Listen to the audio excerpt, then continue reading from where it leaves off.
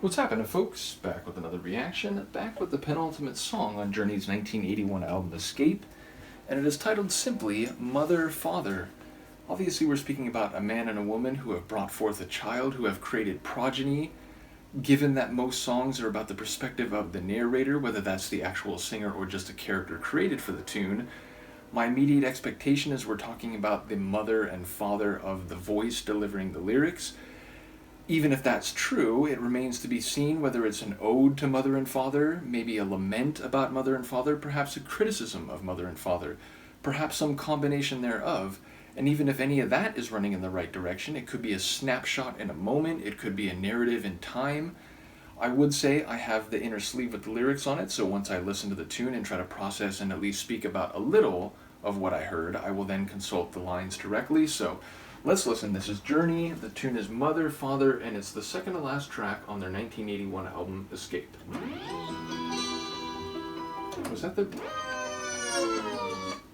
It was just about the beginning.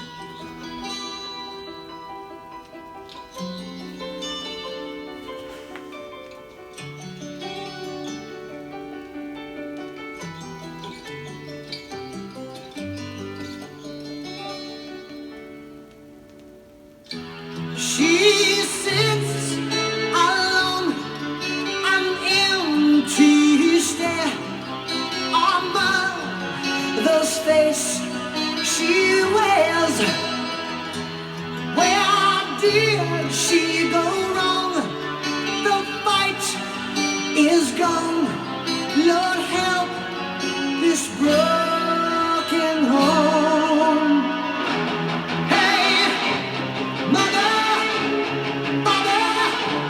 Sister, hey, come back, I'm trying, believing, hey, mother, father, a dreamer, don't you know I will die for you,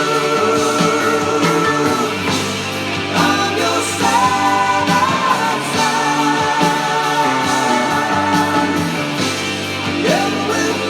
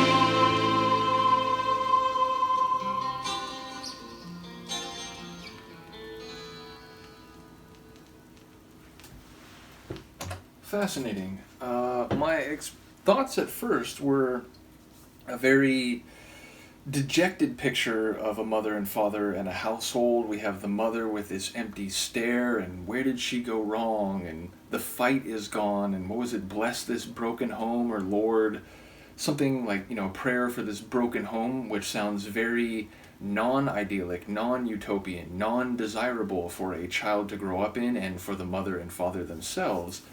But there were other lines along the way that, like, mother and father, sister, I'm alive for you, meaning not just you've created me, but I'm living for you, and I'm trying to persist and maintain this family connection. And indeed, there was a line about blood ties are strong, such that even if it's complicated and less than fully ideal, and therefore less of a storybook family and more of a gritty real life or hard reality type of family, there was a lot of hope still, a lot of persistence, tenacity even. So yeah, ultimately it felt like a song painting a less than fully enjoyable picture of a mother and father and their children, but one in which the humanity comes through and the attempt to keep those bonds together seems very present.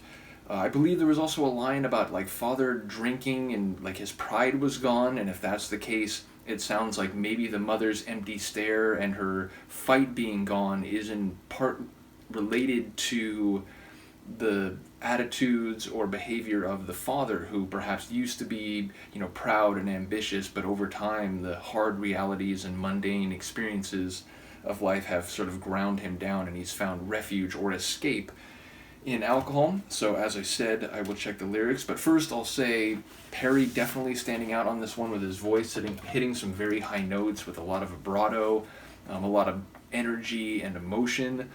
The guitar work sounding to me more like hard 70s classic rock, almost on the edge of metal, more than 80s pop rock. Now obviously, as a historian, I feel compelled to point out that we humans tend to be essentialistic with our description of decades and centuries, such that we have this idea of the essential characteristics as they're seen, like as if they're these little time capsules, whereas in reality, years and decades and centuries bleed into each other, and there are continuities in the same breath as there are differences.